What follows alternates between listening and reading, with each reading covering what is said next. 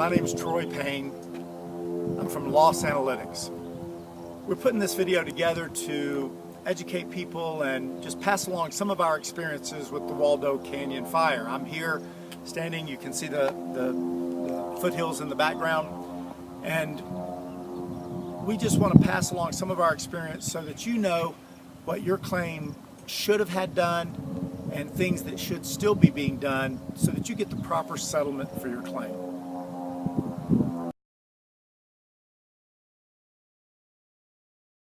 The first issue, and we feel that it's the biggest issue, is that you should have had proper testing done. I mean, this area had just a tremendous amount of heat and smoke, and we feel like the most important thing is to have a recipe for those repairs.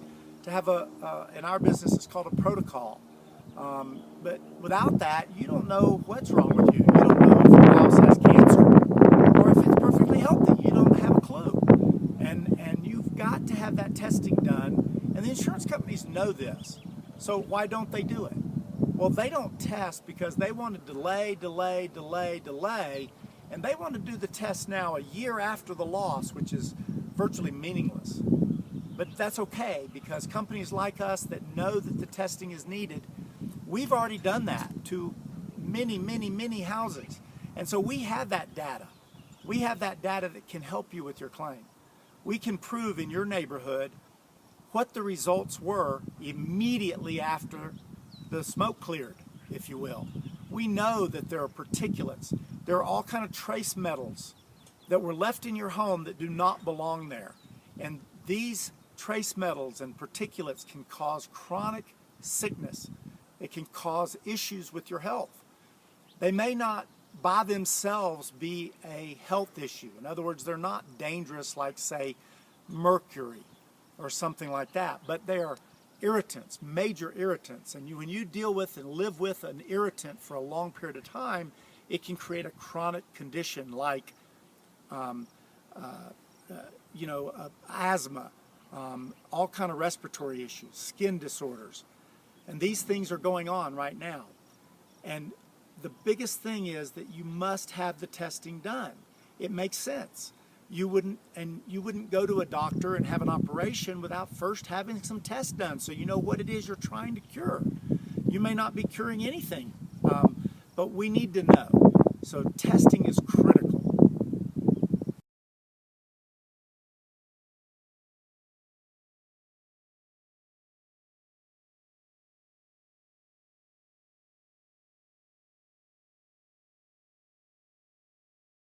So one of the issues is the amount of smoke that got on these buildings.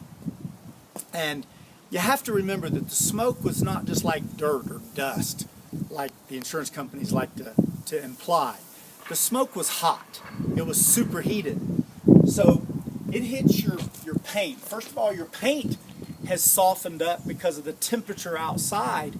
It was so hot because of the fire in the area that your paint first is soft like butter. Then the smoke itself, those particulates, they're hot, they're superheated. And so they actually impregnate themselves into the paint. And so the insurance companies, for the most part, agree that the houses need to be pressure washed. But any painter will tell you that if you pressure wash a house, you must also paint it, because you get moisture inside of things. The other thing to point out is look at the fascias on this house.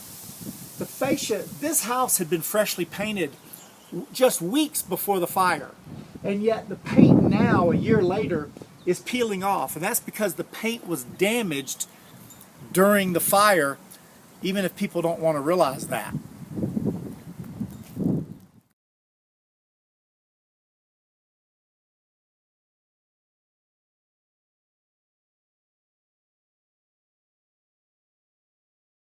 Another issue is the stucco itself and the siding on people's homes. But the stucco here, we've got a good example of this stucco has a fine hairline crack, and we'll get up close enough to where you can see this crack here.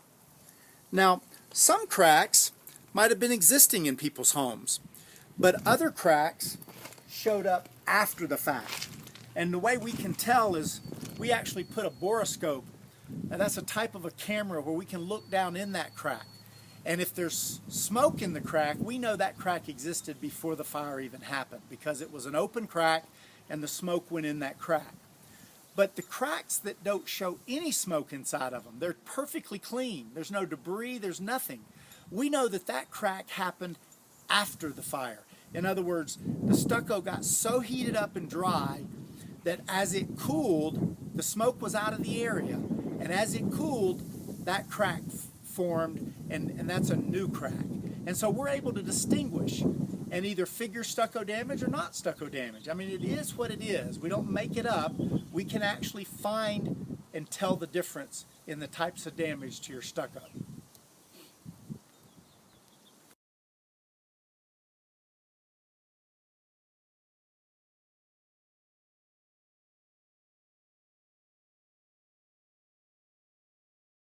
And then another issue exterior is our windows. And the insurance company so far that we've seen is they want to just look at the windows with the naked eye and go, oh well, they're okay. Well, they're not. The window manufacturers tell us that if it was 141 degrees, right here where I'm standing, that these windows are destroyed.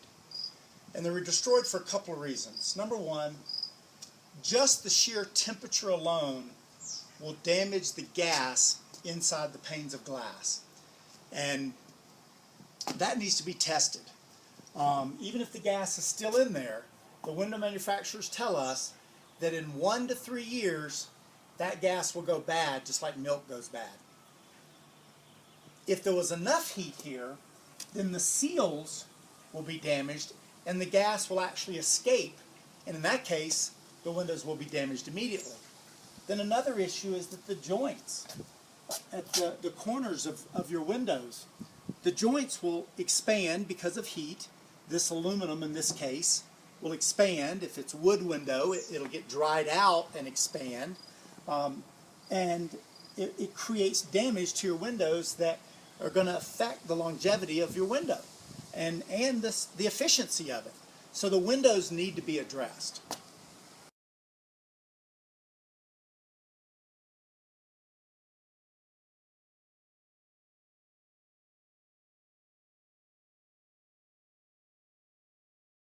Another issue on the outside of homes is the roof.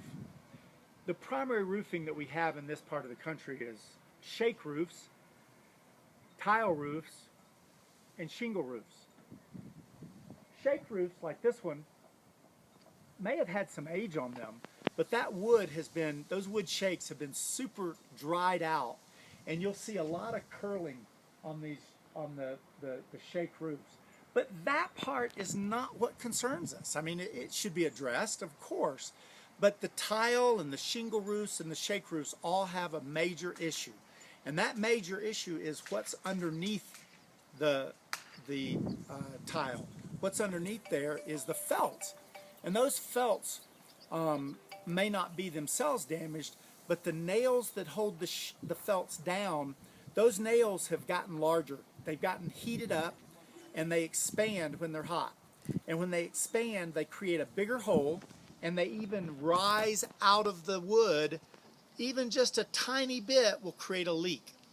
And all of these homes that are in this neighborhood that we have under contract, we can prove that all of them, they didn't have leaks before, but now they have leaks after the fire. And we believe that it was because of the fire, because of that heat that was in the area. And so your roofs need to be addressed and examined properly.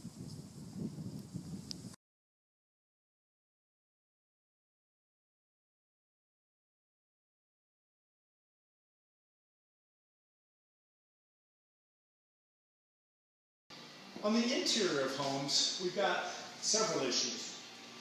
One of which is just simply the paint. Again, just like on the outside of the home, the smoke, the soot, the ash, the char that came into the home, it was not just like cold dust, like throwing dirt against the wall. It was hot.